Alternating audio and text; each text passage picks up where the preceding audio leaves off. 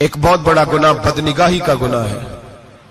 آپ کو پتہ ہے ہمارے ملک کے اندر بدکاری، زنا اور بے حیائی کی شرح کتنی بڑھتی جا رہی ہے، کس قدر بڑھتی جا رہی ہے. وہ لوگ جو نکاح کر لیتے ہیں وہ بھی اپنی نگاہوں کو، میں اکثر کہتا ہوں، حضور نے فرمایا نکاح آدھا ایمان ہے. جس نے نکاح کر لیا اس کا ایمان مکمل ہو گیا. تو جو نکاح کے بعد بھی باز نہ آیا، میں اس کو بے ایمان نہیں کہتا، لیکن نبی پاک نے فرمایا جو نکاح کر لے اس کا ایمان ہے، بولیے ایمان محفوظ ہو گیا، اس کا ایمان، سارے بولیے ایمان. اور جو پھر بھی باز نہ آئے، حضور کہہ رہے ایمان مکمل ہو گیا. اور جو نہ باز آیا کیا فتویٰ دیا جائے حدیث کی روشنی میں؟ میرے نبی پاک کی بارگاہ میں عورتیں آئیں توبہ کرنے، بیعت کرنے، مسلمان ہونے. تو حضور بیعت لیتے وقت فرمانے لگے میرے ساتھ وعدہ کرو، جھوٹ نہیں بولو گی، غیبت نہیں کرو گی، زنا نہیں کرو. ایک عورت بول پڑی، کہنے لگی یا رسول اللہ صلی اللہ علیہ وسلم میں مسلمان تو نہیں پر خاندانی ہوں، میرے گھر والوں کے ذہن میں بھی کبھی زنا کا خیال نہیں آیا. ہم تو اسے خاندانوں کے وقار کے خلاف سمجھتے ہیں. روز بری نظر سے کسی کو دیکھنا اور کسی کے بارے میں غلط باتیں، ناراض نہ ہونا. بہت سارے بوڑھے بھی لذت لے لے کے جرم بیان کرتے ہیں، گناہ بیان کرتے ہیں، غلط باتیں کرتے ہیں، کسی عورت کے بارے میں تبصرہ کرتے ہیں. کیا سمجھتے ہیں مرد اور عورت معاذ اللہ تعالیٰ ایک کمرے میں جا کے بدکاری کرے تو وہی زنا ہے؟ میری طرف دیکھیے اور جھانک کر کے سنیے کیا عرض کر رہا ہوں، ادھر دیکھیں میری طرف. نبی پاک صلی اللہ علیہ وسلم نے فرمایا زنا زبان کا بھی ہوتا ہے، زنا کان کا بھی ہوتا ہے، زنا آنکھ کا بھی ہوتا ہے. حضور کس طرح؟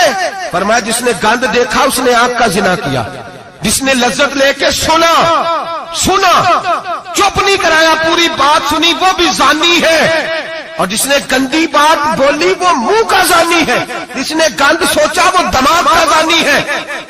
اور زانی کو سب سے پہلی سزا اللہ یہ دیتا ہے کہ سجدے کی لذت چھین لیتا ہے، عبادت کا سرور چھین لیتا ہے، اس کا نماز میں دل نہیں لگتا. قرآن میں سب سے پہلی سزا اسے اللہ اپنے دروازے سے دور کر دیتا ہے. بھائیو آج ہمارے سجدے بے کیف ہیں، آج لوگ غلط جگہ پہ گھنٹوں بیٹھے رہتے ہیں. مسجدوں میں لوگوں کے دلوں کو گھبراہٹ ہوتی ہے، لوگ بھاگتے ہیں. میرے نبی پاک نے فرمایا تو نظر کو پاک کر لے، اللہ تیری عبادت میں لذت پیدا فرما دے گا. میرے بھائی یاد رکھ لیں اور سن لیں، سب سے کمزور آدمی وہ ہے جس کا ذہن پاک نہیں. سب سے کمزور آدمی وہ ہے جو کردار کا غلط ہے. ایک بات میں نے پڑھی، اب یقین کریں میرا دل کرے کہ میں آگ لگا دوں اس عنوان کو جس پہ گندگی لکھی جاتی ہے، ان اخباروں کو، ان چیزوں کو جس پہ گند لوگوں کے دلوں میں. وہ انڈیا کی ایک وزیر اعظم عورت گزری تو کسی نے اس سے کہا کہ پاکستان نے تو تمہیں شکست دی ہے، تم جیت نہیں سکے بڑا ملک ہو کے. کہنے لگی کوئی بات نہیں، تھوڑا وقت ٹھہر جاؤ، ہم ان پر تہذیبی یلغار کریں گے، ان کے گھروں میں ننگا ناچ کریں گے، یہ گندی تصویریں دیکھیں گے، یہ گند میں الجھ جائیں گے. اور جو قوم گند میں الجھ جایا کرتی ہے وہ پھر کسی سے لڑنے کی طاقت نہیں رکھتی، اس کے اندر ڈٹ جانے کی ہمت نہیں ہوتی، اس کی غیرت کے جنازے نکل جاتے. دل کرتا ہے جل جائے وہ جل جائے جہاں سے برائی پھیلتی، تباہ ہو جائے وہ علاقے جہاں سے گند ہوتا ہے. لوگ گند کی کمائی کھاتے ہیں، گند کی. ایکٹروں کے ساتھ کھڑے ہو کے فوٹویں کھچاتے ہیں اور گناہ پہ فخر کرتے ہیں. اور گندے لوگ کہتے ہیں اللہ کا فضل ہے ہم گند پھیلا رہے ہیں، ثم معاذ اللہ. لوگ گناہ پہ فخر کرتے ہیں چوکوں چوراہوں میں. محمد بن قاسم آئے ہندوستان پہ راجہ دہر کے مقابلے میں، نوجوان میری طرف دیکھیں اور صحیح ہو کے بیٹھے، خاصے صحیح ہو کے بیٹھے، تقریر نہیں کر رہا، جذبات کا. میرے جذبات سنیں، دل کے پھپولے جل رہے ہیں سینے کے داغ سے. اللہ کی قسم روح کی گہرائی سے بات کر رہا ہوں، وہ بات کر رہا ہوں جو سینہ کہہ رہا ہے کہ پھٹ جائے اور کہنا نہ پڑے. قرآن و حدیث پڑھتے ہیں اور پھر اپنا حال دیکھتے ہیں تو لگتا یہ ہے کہ عذاب قریب آ گیا ہے، لگتا ہے زمین پھٹنے والی ہے، آسمان گرنے والا، لگتا ہے قریب آ گیا ہے سارا کچھ. سمجھے کیا عرض کر یہ بات اگر آپ سمجھ گئے تو قیمت وصول ہو گئی. اس کو سمجھ گئے تو سمجھ لیں آپ کے مزاج کے اندر اللہ نے تبدیلی پیدا کر دی. محمد بن قاسم 18 سال کا جوان، ایک عورت کی عزت پر راجہ دہر ہندو نے حملہ کیا، محمد بن قاسم بچانے آئے. جب ہندوستان آئے فوج تھوڑی تھی، علاقہ تھوڑا تھا. راجہ دہر کی فوج بہت زیادہ، اور پھر اپنا عرب چھوڑ کے یہاں آ کے ہندوستان میں اس کے علاقے میں اس پہ حملہ کرنا، حالات خراب تھے۔ محمد بن قاسم پریشان ہے۔ ایک بزرگ نے دیکھا، کہنے لگے پریشان کیوں ہو؟ کہنے لگا سوچتا ہوں علاقہ بھی اس کا، فوج بھی اس کی، میرے فوجیوں کو تو رستوں کا بھی نہیں پتا، کیسے جنگ کریں گے، کدھر سے آئیں گے، اور پھر ہمیں زبان بھی نہیں آتی، کیسے کام ہوگا، ڈر رہا ہوں۔ 2-4 دن گزرے تو محمد بن قاسم اشاش بشاش ہو گئے۔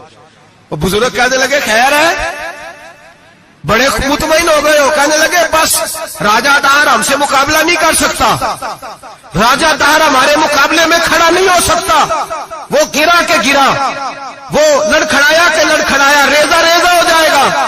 آپ کو کیسے خوشخبری مل گئی؟ کہنے لگے مجھے پتا چلا ہے کہ راجہ دہر ذہن کا گندا ہے، وہ تو چچا کی بیٹی کو نہیں چھوڑتا، ماموں کی بیٹی کو نہیں چھوڑتا، خالہ کی بیٹی کو گندی نظر سے دیکھتا ہے۔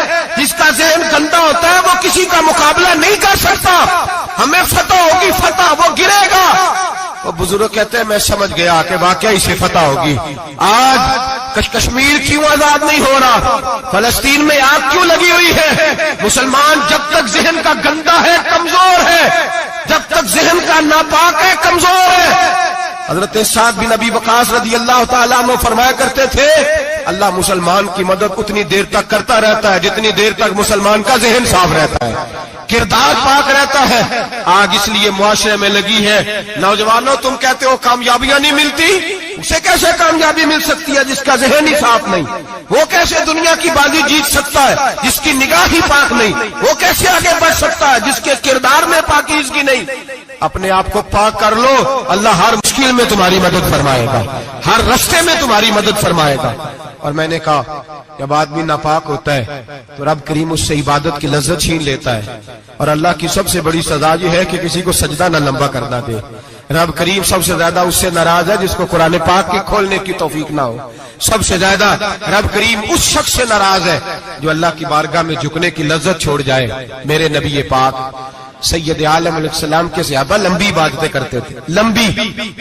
کسی نے کہا تھا روم کے بادشاہ تھے کہ یہ مسلمان فاتح کیوں ہو جاتے ہیں؟ تو اس نے کہا میں نے مولا علی کے زمانے میں جاسوسی کرائی تھی، پتا کیا تھا کہ ہر میدان میں کامیاب کیوں ہوتے ہیں۔ تو کہتے میں نے دیکھا یہ دن کے مجاہد ہوتے ہیں پر رات کے عابد ہوتے ہیں۔